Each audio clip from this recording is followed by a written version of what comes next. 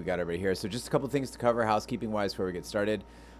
If you would like to subscribe to us, you can do that through Twitch Prime. And the bot's not working. But anyway, you can subscribe to us through Twitch Prime. That can either come like through a credit card if you want to do that, or you can, if you have Amazon Prime, it's pretty awesome. They actually include it for free. It's included in your Amazon Prime membership that you can subscribe through Amazon Prime through Twitch Prime. Thanks, Porcupine Dude. Recording. Just like that. And so it just kicks a little bit of money to us without costing you anything if you have Amazon Prime. I wanted to... Adam R. is in the chat, so I believe that's Adam R., one of the brothers. And he has tipped $50. Oh, yeah, he says, one of the 3 R brothers. Thank you so much for doing this. So we'll get to that in a second. Hey, Jen, joining us from Hawaii, if you're in Hawaii. So we are already a third of the way to the goal. That's awesome. But Adam is one of the brothers that we're doing this for, the R brothers who are very near and dear to the pod and been supporting us for so long. A couple other things you can do if you want to cheer for a specific thing. You can hit the little, it looks like a little bit emoji. It looks like a little diamond next to your chat box. And that'll let us know you like something in particular. You can also type a message with that and it'll come up. We can, draw our attention so we can see it. Depending on the amount that you cheer, different things happen. So it's kind of fun. And our little tip jar down in the corner gets filled up. If you don't want to spend or you just feel like doing some extra added stuff too, there's a little bubble next to your chat box. And that's to use your channel points. Those don't cost you anything. You just accrue them as you participate. And you can get us to do things like you could highlight your message or get us to take a drink, get up and stretch, etc. So you can use those channel points as well as we're going along. We'll try to be as interactive as possible. Typically, we'd have a moderator on to kind of watch the chat, but we're going to be, I think, a little bit looser on this one. So as we're recording, it may not be the cleanest pod for next Friday. But I think we're going to have a lot of fun with you guys. So, Shadow Time says, I got a drink. All right. So, you guys are going to see some of the behind-the-scenes magic. It's very exciting stuff. Oh, yeah. I think that covers everything. Oh, and then, of course, just one more time, I'll share the donation link. That's how you can donate to benefit the July 4th Highland Park Shooting Response Fund. Highland Park is one of the places where Uncle Buck was filmed. And as a former Chicagoan who has Chicago tattooed on his body. I gotta show them now. Hey guys, it's a very special place to me, so this is really important for us. Big D, ready to do this? Let's do it. We are rolling. Let's do this. Whew, okay. Welcome back to Shat the Movies, the podcast where we answer the question, were the movies we loved when we were growing up really that good?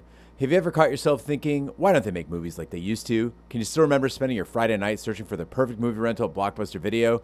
Do you know what Blockbuster Video is? If you answered yes, then this is the podcast for you. I am one of your hosts, Gene Lyons, and alongside me is my co-host, Big D, Dick Ebert. Good evening. And this is a very special episode of Shat the Movies. We are recording it live on Twitch in front of a live audience of 12. So oddly enough, knowing that thousands listen to us, it's much more pressure to know that 12 people are watching us live. It is. And also, this is a special evening because we are recording this as our first hurricane podcast. So Hurricane Ian is approximately, let's see, it's about 2 hours away, the eye of the storm. Let's see if you can see that. Yep, there you go. We got some good wind going right now. We got some good rain. In the beginning of the week, when Gene said, let's do this, I said, hell yeah, let's go. I said, it's going out to the west. We're going to be fine. Maybe it'll hit New Orleans. Maybe it'll go out to, the Panhandle. I think I tempted the hurricane gods because then every day subsequently, it crept closer and closer and closer to the point where yesterday, the track of the hurricane went directly over my house. It was perfect. So we're recording this. I don't know how long we're going to last. If I keep internet and electricity, it will be a good day. I, living in Arizona, have never seen red on the weather map before, and I didn't know it went red. So that's goddamn terrifying. It did. And one special thing about hurricanes that you may not have ever experienced then is the joy of the local meteorologist who have been relegated to the background for the last couple of years because we haven't been hit.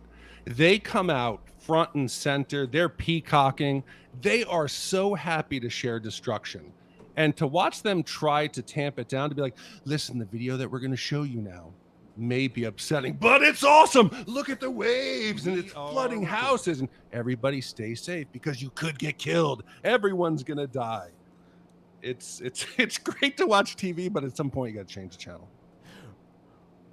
Big D, you've got several people in the chat saying that they hope you're doing okay. They hope you're safe. A-Town is keeping an eye on it as well on the mid-Atlantic coastline. And thank you guys, everybody who's cheering. Costernal 81. Sorry, you have to get back to work. Carlos, thank you so much for your big cheer as well. We're not going to be calling out all the cheers, of course, during the pod, so just know that we appreciate them ahead of time. We have a level 4 hype train going already, which is almost like a level 4 hurricane, so it's very exciting. And one last thing I want to add, to show you how special Florida is, if we didn't always know it's so special already. Publix, our local supermarket chain, it's really exceptional. They have hurricane cakes. So every time there's a hurricane comes, they have cakes that say, Ian, go away. And it's the eye of the storm and the hurricane, and they sell out every single hurricane. Late stage capitalism at its finest. Well, each week we take a look back in time to decide if our favorite films still hold up. The movies we cover are chosen by you, the listeners, who generously commission the films you love. If you'd like to see all the movies we have covered, will cover, want to choose one for yourself, please visit shatpod.com and have a look. At the end of each podcast, we'll provide you, the audience, with the number of wipes each movie would take to get off your respective butts. So thank you so much for listening. If you haven't already, hit that subscribe button and share with a friend. It's how we help the podcast grow. Additionally, subscribe to our sister podcast, Shat on TV, where we review TV series such as Westworld, Taboo, American Gods, Game of Thrones, True Detective, Lovecraft Country, and Watchmen. Find all the information and past episodes at shatpod.com/TV. And finally, to hang out with us live, follow and subscribe to our Twitch channel, shatpod.com/Twitch, which 17 people are on right now, where we play video games, host watch parties, and edit this podcast live. All that being said, Big D, what movie are we reviewing tonight? Gene, as you've said, this is a very special week for some of our most beloved commissioners. The brothers trio, Adam, Josh, and John, have commissioned countless movies. So recently I went through and finally put everything in order, all the commissions, everybody's done it, because I always want to be able historically to give people credit for their support. And even though Steve W. has commissioned quite a few, there's been a couple months of Steve, the brothers, the trio brothers, have commissioned 13 films. The Princess Bride, Bad Boys, Fletch Lives, The Silence of the Lambs, The Great Outdoors, Of Mice and Men, Interview with the Vampire, Dutch, Police Academy, which is coming up, Uncle Buck, The Crow, The Karate Kid, and Forrest Gump. So we were very excited when they reached out to us and said, could you possibly do a special commission for the Highland Park shooting? And we're very happy tonight, during a hurricane, to review the 1989 comedy, Uncle Buck. And Adam is with us live tonight as we record. Joshua wrote in the letter for this week's podcast and said, "Greetings once again, Shat Gang. First off, I want to again sincerely thank you for everything you do. Your work not only makes us laugh and reminisce on a weekly basis, but at times like these, helps us both cope and help others. My family and I moved from Chicago to Highland Park, Illinois almost 2 years ago and immediately fell in love with this idyllic community. Amazing schools, great restaurants, wonderful parks and community events, the occasional Billy Corgan pop-up concert at his local coffee house. You know, everything you'd want in a place to raise your 2 kids. Like many locals, though, that notion of our idyllic community was tested with the tragic events of this past July 4th. I don't think it's necessary for me to relay the details of the day or give my family's personal experience with the events, but I'll just say that we were some of the lucky ones in a heartbreaking situation where I guess there have to be lucky ones sometimes. That said, the Sunday after the events, my wife and I were taking our daughters out for ice cream, the first time they'd been near the area since the shooting. Passing near the train station downtown, we saw a memorial set up with a group of what must have been 100+ people gathered, surrounded on the outside by religious leaders, grief counselors, and therapy dogs, waiting to help everyone in need. Seeing that kind of response was one of the first times I thought, we're going to be okay. Now, as to Uncle Buck, truth be told, I've never seen it. But it was the only movie from that era filmed in the area that you haven't done, so here we are. My wife was shocked when I told her I hadn't seen it before, so it's looking like it's going to be an in-home date night flick this weekend. Highland Park is and will continue to be an amazing place to live and raise your kids. While the events of July 4th were tragic, this community's response has done nothing but reinforce the decision that my wife and I made to make this the place we want to grow old together, raising our family. Thanks again for all that you do, and I'll be making a personal donation in your honor to the Relief Fund. Sincerely, Joshua R. Well, Uncle Buck is a 1989 comedy written and directed by John Hughes. It stars John Candy and Amy Madigan, with supporting roles by Jean Louisa Kelly in her film debut, Macaulay Culkin, Gabby Hoffman, Garrett M. Brown, and Elaine Bromka. The film tells the story of a bachelor who babysits his brother's rebellious children while the parents are away. Uncle Buck was released in theaters on August 16, 1989 by Universal Pictures and grossed $79.2 million against a $15 million budget. The film was met with mixed reviews. So, Big D, we always ask the question where you were and what your memories are of the movie. Tonight, it's Uncle Buck. What do you got? So, much like Josh, I had never seen this before. Growing up, I was a big John Candy fan. I have subsequently become a bigger fan doing the podcast because I think he's underrated as an actor. People think of him as the big buffoon, that he is the John Belushi, that he is the hold on, that he is John Belushi or the Chris Farley, that everything is him falling down and fat jokes, but he's not. He's got a lot of heart. And I saw, see, this is what happens, people. This is what happens. Okay. So much like Josh, I had not seen this before. I was a big, you see, now you got me live fucking up here with this hurricane thing here. So much like Josh, I had never seen this before. Yeah, I'd never seen this before. Don't need no Bible. It came out a little bit short of my 16th birthday. I did not know many John Candy movies growing up. I've subsequently really become a big fan doing the podcast. He's got a lot of heart, and I think people bulk him and lump him in with the Jim Belushis and the Chris Farleys of the comedy world, and it's not fair. And John Hughes, I mean, all those movies, that as an 80s kid, that was the movie backdrop of my childhood. But somehow this movie had slipped through, and it was a very pleasant surprise going back and watching it, because I could fill that piece in, and it also gave me a little more respect, even if that's possible to have, for John Candy. When you're a kid, you could really stretch how relevant something is to you. Like, I would look at any car that my family drove, and I'm like, it's kind of like Knight Rider, you know? I looked at Uncle Buck, and I was like, oh, he's like my uncle, kind of, right? I grew up without a dad, but I was rich in uncles, and I love spending time with them doing, like, bachelor things, because none of them were married. It's kind of a curse in my family. You know, they would just cruise in their cabs, they'd go to Greasy Spoons, we would watch ninja movies together, and occasionally I could, like, steal a sip of Coors Light. So when I first saw Uncle Buck as a 9-year-old, I was like, fuck, that's me. Like, I'm watching my own relationship with my delinquent father figures, all of my uncles. And when John Candy busted out that giant pancake, my mind was blown. Like, with the possibilities of all the cool things I can eat when I grew up, I was like, I want to be this guy. I didn't realize he was supposed to be a negative role model. I thought that was the coolest guy in the world. Well, I've now made the connection in the story you've told of your childhood, the memory of your uncle's cab, that you could smell the cigarettes, the way that the seat felt. You could have been in Buck's car. It's that memory. I can see how it ties together, and it's one of those things that's strange to tie, that you have good memories about, the smell of cigarettes, but it's one of the things we hold on to. If you could bottle the scent of tobacco smoke in a car that sat in the Arizona sun all summer, and then mix that with just a touch of Coors Light and a mustache on a Persian man, it's disgusting. Let's roll the trailer. Bob and Cindy Russell and their 3 children, Tia, Miles, and Maisie, have recently moved to the Chicago suburbs. In contrast to the Russells' upper middle-class lifestyle, Bob's brother Buck lives in a small apartment in Wrigleyville, earns his living by betting on rigged horse races, and drives a dilapidated 1977 Mercury. Buck's girlfriend of 8 years, Shanice, wants to get married and start a family, but Buck loves his lifestyle. To quell her dissatisfaction, Buck has begrudgingly accepted a new job at her tire shop.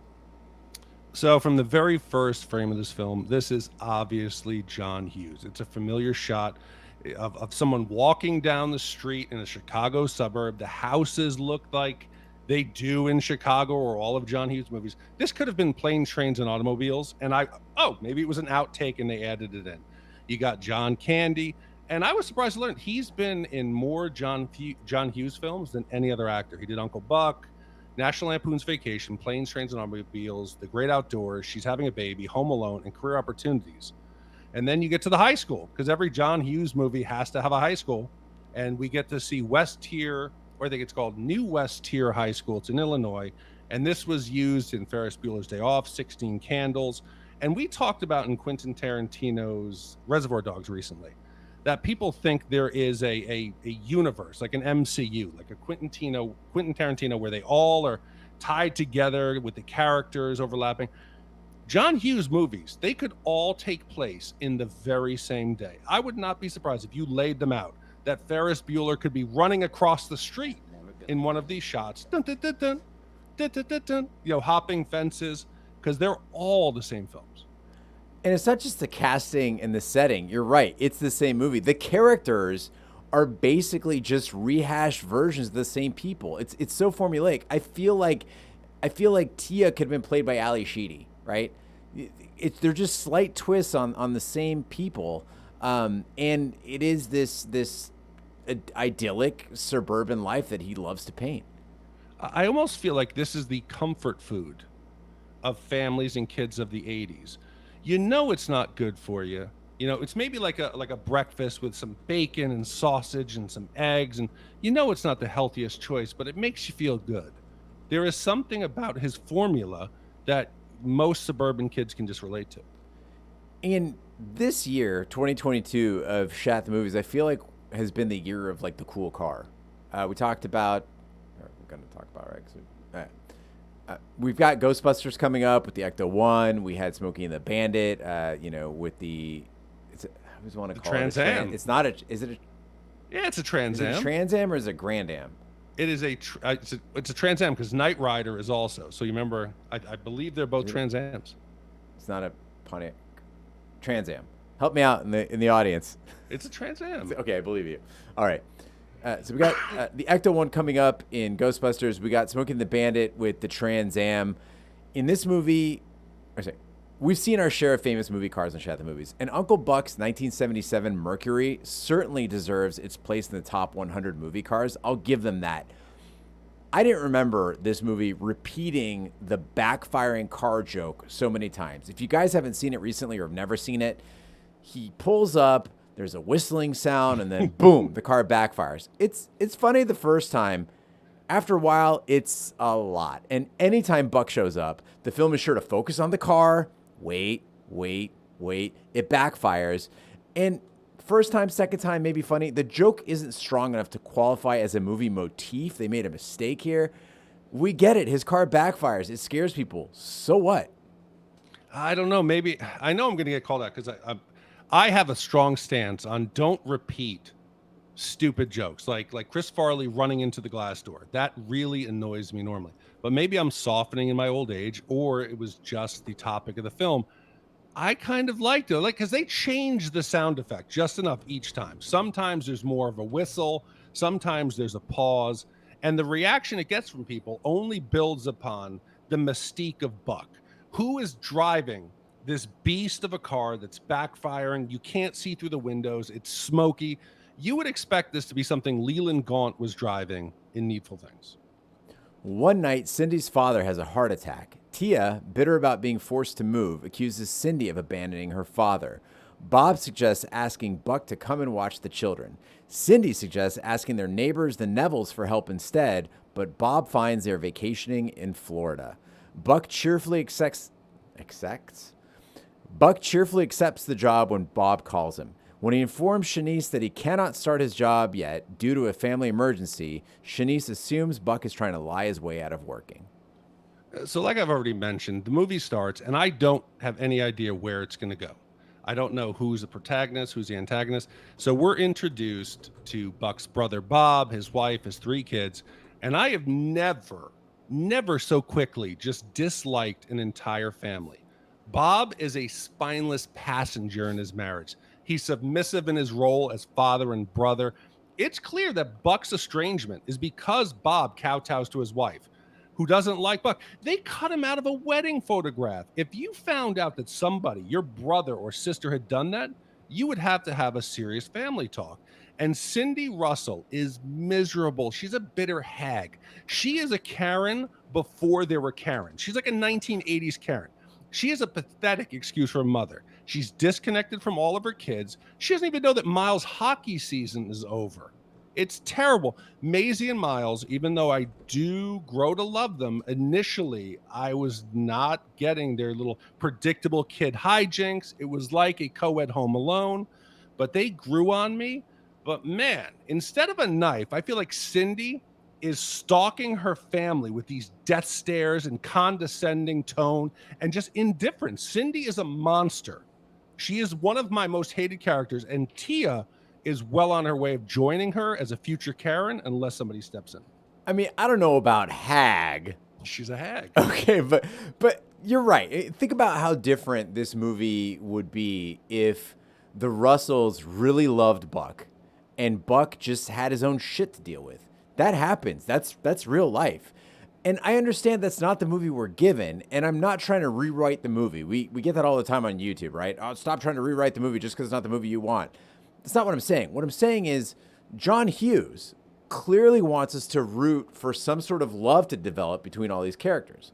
That's the premise of the movie, right? That's what he wants to establish.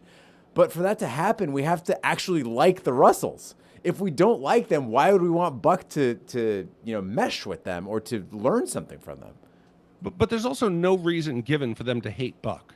There's no flashback to Buck getting drunk and falling down at their wedding, embarrassing them, other than not having direction in his life, wearing sports jerseys at 40 and not having like a career or wife. He does not deserve to be ostracized. He does not deserve the scowls he gets. And I'm feeling bad for him. Speaking of Cindy, if I'm in a relationship and the person I'm dating doesn't like the king bee, that's a deal breaker, right?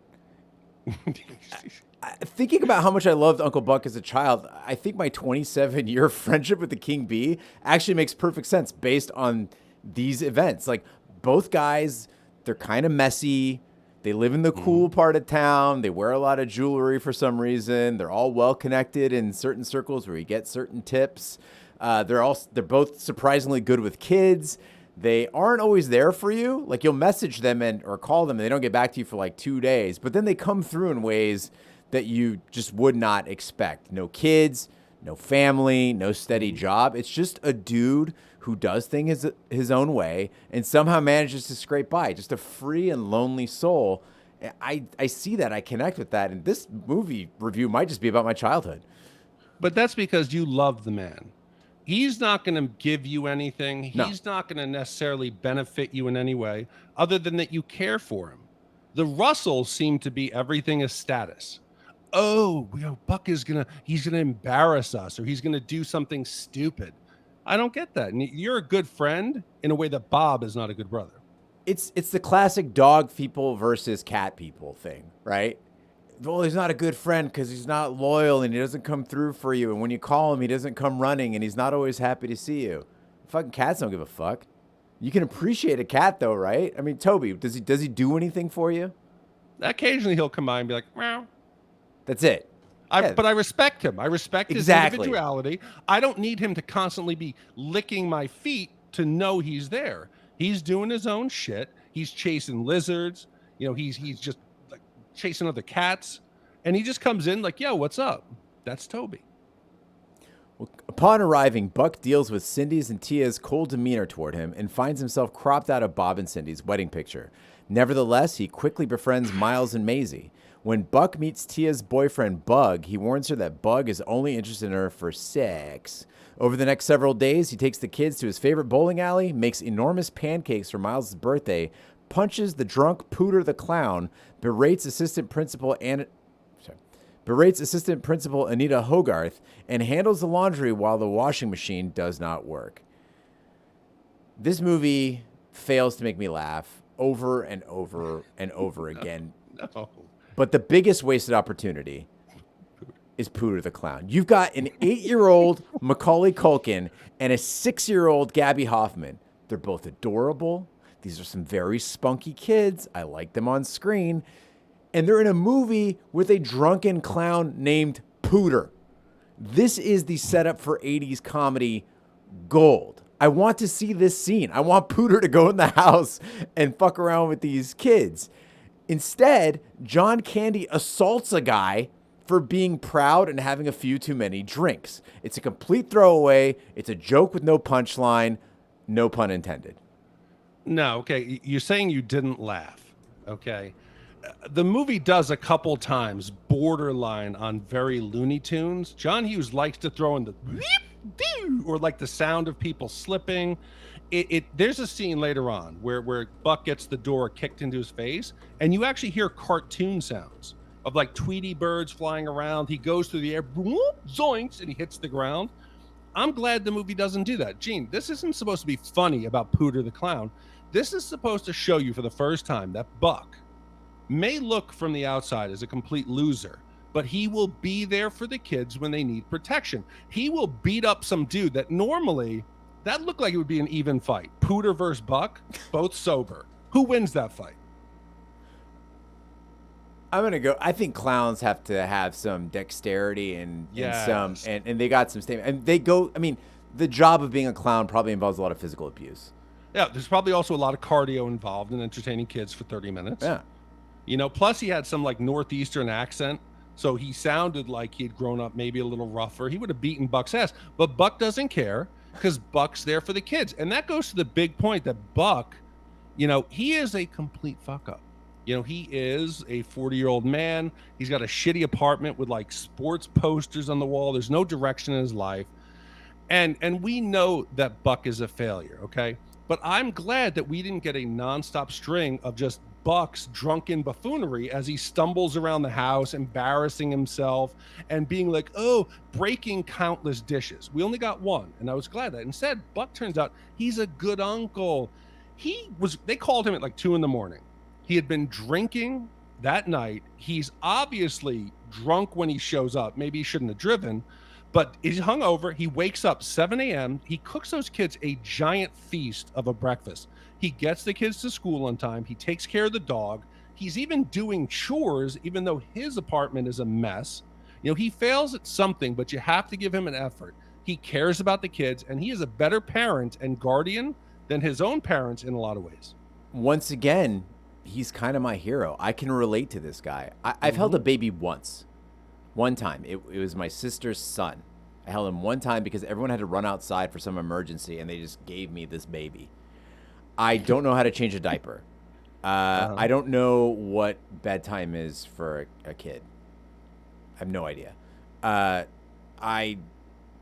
don't know how much of an 80s movie plot a 9-year-old would understand. If you sat me down with a 9-year-old child and you said, tell them about this movie, I don't know what's like appropriate, what's not, or even what they can comprehend and what they can't thematically.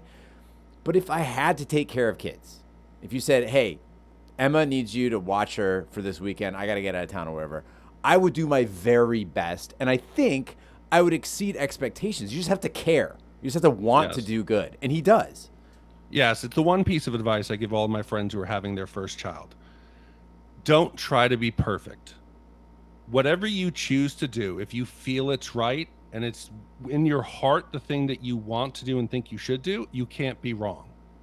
Don't worry about being perfect. You're never going to be perfect. Just care about it. And you know what? Buck does that. He does that, and he's been shit on his whole life by his brother Bob and Cindy. If they could only see what he was doing and give him some respect, the man deserves it. After the shit that I threw at Home Alone, I'm famously known for not being a big Home Alone fan. I just think it's not that great a movie. I think Home Alone 2 is actually better. Oh, no. I'm going to ditch the script for Gene for a second and say Macaulay Culkin is great in this movie. From a 2022 perspective, you look back on this, you go, oh, Macaulay Culkin is just doing the same thing he did in Home Alone. But no, friends. Remember, Home Alone didn't come out until a year later. So this is the OG Macaulay Culkin act. Like, he'd done some TV before, he'd done some movies before, but his role as Miles Russell, it really set the tone for what he'd be doing in comedies for the next few years. And it's the best example of his ability to just say things the way most kids can't. I mean, we see so many movies where like have the kid say something adult. It's really, really funny.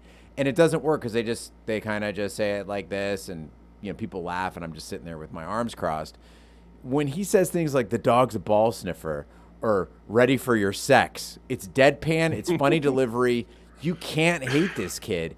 And there's a scene where he interrogates Buck with like these monotone, rapid fire questions. I was eating it up at this point. I'm completely in his hands. Yes, this is the Kevin McAllister origin story. This is how he became Kevin McAllister. And what I like this version of him so much better because he's not so much the Kevin like doing the aftershave and the screaming. Instead, he is basically like an adult soul in a kid's body. He's sitting there observing the world around him. He's more intuitive than any of the adults give him credit for. And he's got a line where Tia is making out with Bug. And he goes, he doesn't go, oh, look at my sister. What's she doing? He goes, that's a stupid thing to do during flu season. I loved it. He's sitting there with the mail slot on the door looking out, and he's interrogating Shanice. Is it Shanice? Shanice. And he's interrogating Shanice, and he's like, I need some ID, please. Can you take it out of the holder and pass it through? He's great. Can you explain something to me about that scene? When he looks through the flap, there's like 3 dudes. I think is he imagining that? I think it was his worst case dream. He's home alone, and he thinks. I thought maybe at first it was a bad cut or I'd hallucinated it, but yes, it was 3 guys. Again, maybe this is the origin story of Home Alone, and it was really Joe Pesci. Yep, it was the Wet Bandits. Whoa, that would be funny. That would be funny. This is our third metaverse theory in like as many weeks. It's crazy. Yes. We got our Dark City. We got our Reservoir Dogs, and now we got our Uncle Buck. Weird. Thank you, Josh, so much for that $200 tip. That was absolutely massive. That got us well beyond goal. So I'm going to match that with 50 of my own. I guess that's not really a match. In spirit. I'm matching you in spirit. That's right. Yeah. Tia exacts revenge on Buck by tricking Shanice into thinking that Buck is cheating on her with her neighbor, Marcy. The following weekend, Buck decides to rescue Tia from a party instead of attending a horse race, which would have provided him with enough money for the entire following year. He calls and begs Shanice to watch Miles and Maisie as he searches for Tia. At the party, Buck walks in on Bug, forcing himself on another girl. After he finds Tia wandering the streets, she tearfully apologizes to him and acknowledges he was right about Bug. Buck then reveals Bug, bound and gagged with duct tape, in the trunk of his car. Bug apologizes and is released, then threatens to sue Buck, but flees after Buck strikes him with a golf ball. So I'm a little bit surprised this film. Again, I came in not knowing what to expect, and it was kind of shocking that Buck's physical appearance, his obesity, is never used for a punchline. I was expecting like Chris Farley. Everything in a Chris Farley movie is based on the premise of fat guy in a little coat. Hold on. Everything is based on the premise of fat guy in a little coat. He's falling down. He stumbles, hits his head. He's saying stupid things. He's sweating. None of that is in this movie. Only at the end, I think Bug calls him, fatso or something once when he lets him out of the trunk. It's nice to see that even though everyone insults him for his life, he's a loser. It was nice that for once you could just be a fat loser and you're just a loser. Counterpoint, it feels a little hypocritical to me to consider fat jokes targeting John Candy as uncouth. They're off limits, right? When he's the same guy who's sitting there and making fun of a woman's mole, like way before the movie establishes that she's an asshole. He comes in there and he's just bagging on her appearance when no one's allowed to bag on his. I'm talking about Anita Hogarth, right? The vice principal. I don't know. It seems pretty fucked up. Well, I'm talking more that John Hughes doesn't make fun of him. Yes, one character in world. You'd expect 1 or 2 people to call him fatso or whatever. That would have been okay. But the fact that he is not a buffoon. He's not like lost control of his body. He's not walking around like a marionette, stumbling around and falling on coffee tables and passing out. That's what I'm saying. That he can be a fat guy who functions and actually has his motor functions and can walk around. John Hughes respected him. While we're talking about people's looks, I want to talk about Marcy the neighbor. So for people who haven't seen Marcy the neighbor, to describe her, she's what you said she was like Roseanne's sister, right? Basically. Yeah, I think so. Yeah. Yeah. Mm-hmm. So it's Roseanne's sister. She's in like some riding pants. She's got some sort of over the top outfits a little bit in the movie. As a kid, I totally misunderstood this part of the movie, the Marcy scenes. I realized as an adult, she's supposed to be a crazy, overbearing neighbor. Mm-hmm. I thought she was supposed to be the sexy neighbor because she's very direct and she's very horny, and she shows up like wearing like equestrian like riding pants and she's grinding on Buck's leg. Yep. I didn't understand why Buck would want Shanice. Like, wow, she's a sexy lady. I assumed Marcy was going to be his new girlfriend. Like, he moves to the suburbs, he meets Marcy, they're going to be banging. Because Marcy thinks he's perfect just the way he is. He's a big guy in a sweater, and she's turned on by it. As an adult, yes, I see the movie was trying to send another message, but I still kind of prefer Marcy. Big D, I want to get a ruling from you. As a man in his 40s looking at Marcy, is she hot or not? No, you're so far wrong. So she's batshit crazy, and she doesn't think that Buck is perfect. She thinks every man is perfect. She's gonna bang the FedEx guy. Sounds great. When Buck says to go away. But no, when you have somebody who's crazy, whether it's guy, girl, whatever, whoever your partner is, it reminds me, and I think I've told this story in the podcast, and I got to lower my voice because Emma and Vanessa are in the room, but I think I talked about the girlfriend once who wanted to play rape, who one time was like, hey, let's play rape. And immediately I was like, whoa, okay. I think we've hit our limit here. And I was like, okay. And I kind of backed out and tried to get my stuff because I was visiting. It ended up me calling the police and having friends with me as witnesses, and the police going in and finally getting my stuff. And I was like, thank God I dodged that crazy bullet. Only to the next day, she calls me and goes, hey, what are you doing? I'm sorry about that. And I was like, no, you don't screw with crazy. Okay. Now, and Shanice, she's not hot. She's not as physically attractive as Marcy, but she's a better match for Buck. We've talked about Buck. Buck's not a model. Buck is an average looking middle-aged man, but she's loyal. You know, she has supported Buck for over 8 years. You say that she's trying to change him, but I think it's love. She's tolerated him. She's tolerated what he's done and never once tried to make him do something he didn't want to.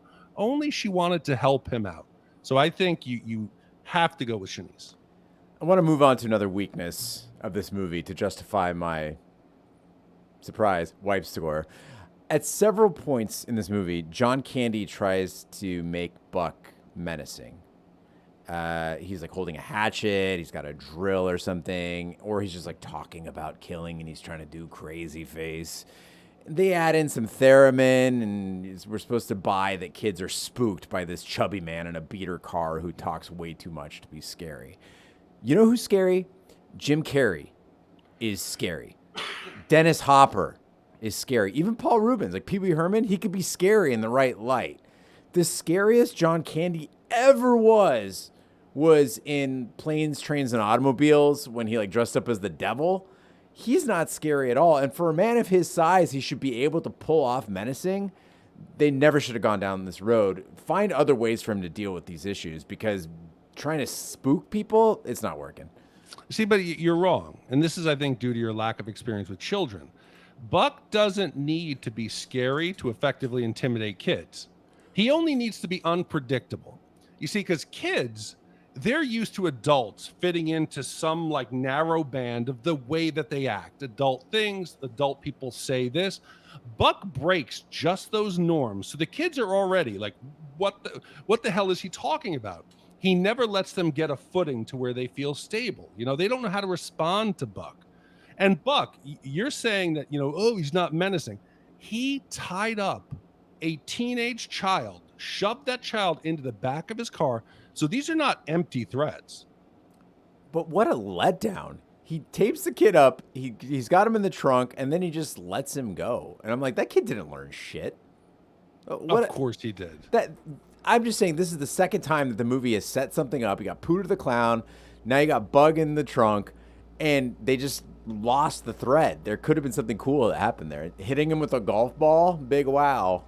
Well, Buck stopped the date rape. You know, Buck stopped an assault. So we don't know what Buck did in that room to get him out of the room and out of the party.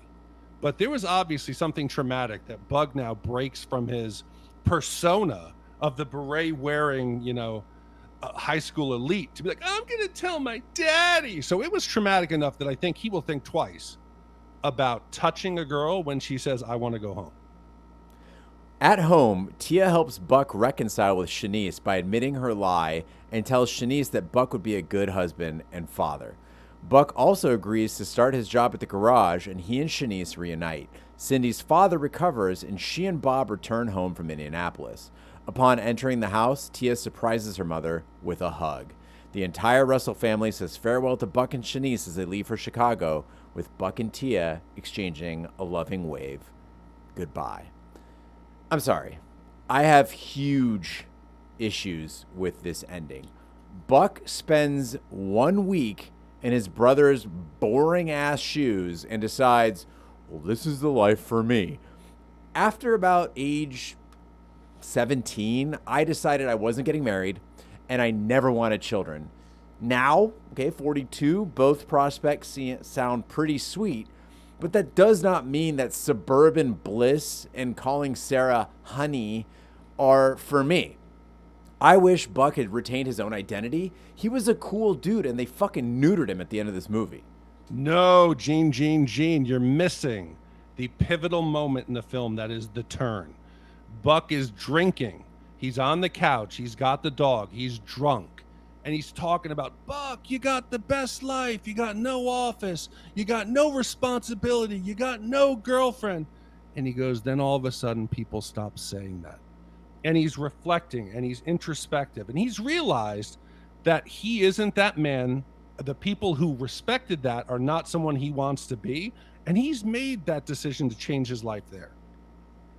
If he had a podcast, that never would have happened. They would just be like, keep watching 80s and 90s movies and TV and hang out with your friends and talk on the Twitch and the Twitters. Yeah, on the Twitch. But this would not be a John Hughes film if we did not get the mandatory montage, and a very special one that I'm going to talk about here is that how many 80s and 90s films where people destroy a home, there could be a party, there could be risky business where the pimp comes in and steals the glass egg. How many times do we see the montage of the kids running around in time lapse? They got the mops out. It could be don't tell mom the babysitter's dead. They're cleaning the house. They're repairing the damage, and just as mom and dad, we see them driving. Hey, I wonder what the kids are doing. And they pull in and the camera cuts to everybody just, sitting on the couch like The Simpsons, and the house is put together. We didn't get that. And I was very thankful. Instead, the movie focused on the emotional improvements and the personal growth that everybody had made, than focusing on this comical turn of cleaning the house. You forget there's always like the couch slides just as the butt's about to sit down, or they're talking to their parent and they got to like grab that one last thing and put it right behind their back. Yeah. Yeah. Or Shanice walks around. Oh, no, sorry. It's, what was the mom? Cindy. Or Cindy comes in and notices one thing out of place, like going over and finding the cracked plate that's been glued back together and being like, what happened here, kids? Yes, it's the plate callback from the first time he's in the house. Yep. Bingo. We've watched way too many fucking movies. But it's still a very John Hughes ending, even without that montage. There's the music, the timid wave, the connection between like the two disparate souls that now have an understanding. Normally, I don't mind this if it's the end of like The Breakfast Club, but for some reason in this one, it just felt so cliche. Like I felt so unsatisfied. No, I mean, it's just like at the end, we talked about the comfort food. After you've got that moons over my hammy from Denny's at 5 a.m, you wake up the next morning, it's a little rougher coming out, but I think the taste and the sentimentality is there. I can't believe I'm liking this film. I don't know if it's because I have a child and I'm seeing the connection between maybe an adult man and a kid in need. That Tia is a disaster. Tia is on her way to being just the most miserable adult. And the fact that Buck can come in and give well-needed tough love, which Cindy and Bob obviously cannot do, it left me feeling that there was a positive opportunity for Tia to grow up to be a normal, loving person. This is the father of the bride effect, man. It is. It is. There needs to you skew a certain way. If there's kids in danger from the Soviets or a father-daughter relationship, Big D's immediately taking a wipe off right there. So true. Speaking of which, now is the time in the podcast where we give our Shat score. The Shat score is our way of telling you how many wipes this movie takes to get off your respective butts. 0 wipes is a perfect movie. It is giant pancakes for your birthday. 5 wipes is an absolute disaster. It's discovering your brother's been microwaving his giant-ass wet boxer shorts in your kitchenware. Big D, we'll start with you. What is your wipe score for Uncle Buck? So I'm going to take off the mandatory 1 wipe for sentimentality between a father and daughter. I think it's a 2 wipe film. I think it's better than average. I think Buck is supportive. I think he's intuitive when it comes to the kids. He finds out what they need. Sometimes it's tough love. Sometimes it's a hug. I think the message behind it is like a lot of John Candy movies we've realized recently. There is a heart. His character, there is a struggle, whether it's Planes, Trains, and Automobiles or even The Great Outdoors. All of his characters have something very special about them. And I think this film is not great. It's not one of Hugh's best. It's not one of Candy's best, but it's definitely better than average. So I'm going to give it 2 wipes. All right, that's 2 wipes from Big D. Every John Hughes movie has some element that bugs me. But at least the teen movies that he did had like a dose of high school romance. And that goes a long way with me. It gives him a special glow. This movie doesn't have that. Nor does it have some of the clever moments that made movies like Planes, Trains, and Automobiles work. Uncle Buck is it's a mishmash of the weakest John Hughes elements. And it reveals some of the holes in John Candy's capabilities. People in the chat have been talking about movies like Harry Crumb, talking about movies like Nothing But Trouble. I think in those movies you see what he's capable of. I think that Uncle Buck might be some of his worst work, and unfortunately he is the big star. This hurts me to say because I love this movie as a child, but this is a 4-wipe shit show for me. So it's okay. When Gene, one day when you have baby Gene, or you have what is a Persian girl's name? What's a popular one? Zakia. Oh, a popular one or one that I like? Yes. No, a popular one. Dadia. When Dadia comes in and she's had a rough day at school, and you go in and you scare the shit out of whoever it was at school as an adult, and you protect her and she gives you a hug, you'll be like, Big D was right. You know, that's what you're going to think of. At that very moment, you're going to think back to today, and you're going to say, Big D was right. I'm going to text him. I'm going to call you up. I'll accept your apology. I'm going to call you and say, do we still have that domain, shatpod.com? Can I go back and adjust my score? I'll do it for you. Yeah. And then we'll be getting to Porcupine Dude's commission of Who's Harry Crumb. It'll be 2027. All right, well, 4 wipes from me and 2 wipes from Big D, that gives us an easy average score of 3 wipes for Uncle Buck. Well, Gene, with a wipe score of 3, that now ties this in the 209 spot with a bunch of movies. Christmas Vacation, Commando, Revenge of the Nerds, Blade Runner. It's always there. It's always there. The Boondock Saints, Over the Top, Grease 2, Mortal Kombat, Red Dawn, Adventure, Priscilla, Queen of the Desert, Smokey and the Bandit, and Dark City. For anybody who has a problem with this being tied with Blade Runner, know that that's Big D's fault. Because no, it's not. Had he gone lower, this movie would have been worse than Blade Runner. Oh, no. But I've admitted Blade Runner is one of my flaws. It's one of my mistakes in life. I want to go back and fix it. All right. Well, speaking of which, Big D, what do we have coming up next week? Gene, next week, after saving New York City from a ghost attack, a team of spiritual exterminators are disbanded for demolishing part of the city during the battle. But when I don't want to use that word, Peter. But when say his name, yeah, that's fine. Yes. But when Peter Venkman learns that the spirit has taken an interest in his son, the men launch a rogue ghost chasing mission. The quest quickly goes awry, landing them in court. But when the ghosts turn on the judge, he issues an order allowing the team to get back to work. Commissioned by Matthew P., released in '89, and this will be episode 300 for Shat the Movies. It's the sequel to The Team 2 by Ivan Reitman. Well, thank you. Well, thank you. Hold on a second. Well, thank you, Matthew P., for commissioning our upcoming movie. And thank you to everybody who attended this live stream for helping us get past our goal for Uncle Buck. We have raised $346 for the July 4th Highland Park Shooting Response Fund. If you would like to contribute, you can go straight to their website. Just Google July 4th Highland Park Shooting Response Fund and go ahead and donate directly to them. Carlos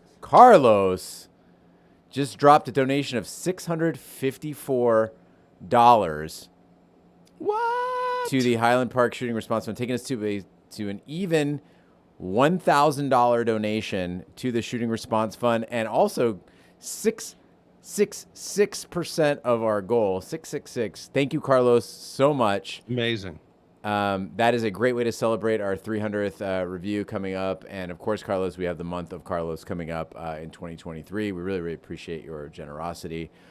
Thank you to everybody who joined us live. Thank you, Big D, for being with us during a hurricane. It's the first time we've ever done this. We've made it. We could still lose power, but everybody out there, cross your fingers. We'll know here in a couple hours. I already lost part of my fence, so I had to chase it down the street and get it. So we'll see. Fingers crossed, the roof will be on my home tomorrow. Well, we send our love to the people of Highland Park. Hope you enjoyed this podcast. That concludes this week's episode of Shat the Movies. Be sure to follow us on social media, share with a friend. We're on Facebook, Twitter, Snapchat, and Instagram at Shat the Movies. You can email us, host@shatthemovies.com. Support the podcast by shopping our Amazon affiliate link, buying our merch, or commissioning your own movie. Find all information by visiting our website, shatpod.com. Also, check out our sister podcast, Shat on TV, where we review TV series such as Lovecraft Country, Westworld, True Detective, Taboo, American Gods, Game of Thrones, and Watchmen. Find all the information on our website, shatpod.com/TV, wherever fine podcasts can be found, including Apple Podcasts, Google Play, Stitcher, and YouTube. Be sure to subscribe, and if you stop by Apple Podcasts, please leave a 5-star review. That helps the podcast grow. Also, remember that we'll be back here on Twitch for another live recording. That'll be October 9th. What are we doing October 9th? Oh, October 9th for First Blood, also known as Rambo First Blood. Yes. That's going to be a fun one. Ash will be joining us for that one, so it'll be the full cast on here. So please join us for that one. On behalf of my co-hosts, Big D, Ash, and the King B, I'm Gene Lyons. Join us next week for the following movie. Okay, stop Zen. Cool. Adam, thank you for hanging with us. Tuna Finger, thank you so much. Fury of Fighter, yes, it is our number 300. Thanks for being with us as well.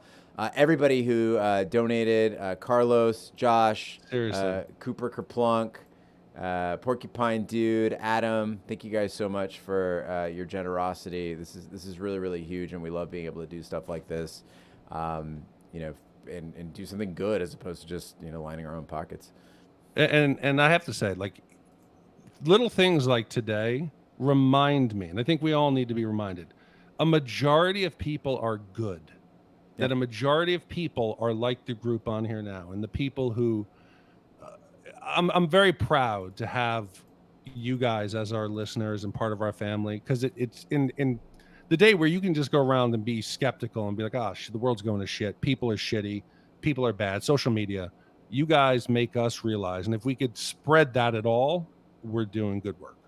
Yeah, just so you guys know, there are people who don't contribute, who don't commission movies, and just dump on us constantly, whether it's in emails, whether it's on Twitter, especially on YouTube. YouTube, I'm looking at you. And so what gets us through all that is just knowing that there are the diehards, there are the people that care about what we're doing. And here's the thing: is like, we're just doing this for free. That's the crazy part about it, is that it's so weird that for people to be critical of something that you're doing for free because you love doing it. I can't imagine going to somebody who's, not that we're artists, but watching somebody paint or play the piano or something, just walking by and be like, "You suck. That's terrible." You didn't understand this music. So it really does make a difference to know that you guys out there really, really enjoy this. And as a podcast listener myself, I know how much the podcasts I listen to matter to me. So we always try to give you, the best we can. And it's so nice to have this direct connection sometimes. But even beyond the podcast, just that there's good people. just good people who want to make a difference. You're on that Uncle Buck high, man. There's John Hughes in your veins, bro. Listen, you know, our listeners are like Buck. You know, they're teaching me those hard life lessons. I want to make myself better. Gene, I'm gonna do something tomorrow that I might normally not do, just to make myself better for our listeners. I might meditate. I might, I might go. You know what? I might go clean up a neighbor's yard. I might clean debris. Get your fence out of it. Yeah. Yes, I could do that. Furia Fighter, did you get a chance to listen to Dark City yet? And if so, what'd you think of it? Adam R says, thanks again for all you do. Stay safe, Big D. As a constellation of the hurricane, I'll hold off on my idea of crowdfunding terms of endearment for Big D. So, lucky you, that Big would D. be a tough one. He's like, I can't relate to it. There's no daughters. All right. Well, thank you guys so much for joining us. We're going to sign off here. This one will be out on Friday, October 5th. And then Dark City just came out. Next week we'll have Manhunter for you as well, and then after that will be Ghostbusters. So, Fury Fighter says he did listen and completely agrees with everything we said. So, I'm glad that, because I was having remorse. I felt thinking about it that I was too harsh. On Kiefer Sutherland, yeah, you were. Oh no, that was a terrible performance. But I think the movie was beautiful, whereas I didn't give it enough credit for that. All right. I need to. He was having trouble breathing. What do you want? Anyway, thank you guys so much for joining us. We'll be back soon with Ash. And everybody have a great night. Stay safe if you are out there in the East and the Southeast especially. Take care of yourselves. And let's do this again real soon. Thanks, guys. Bye, everybody. Remember when we first met John McClane? Argyle picked him up from the plane.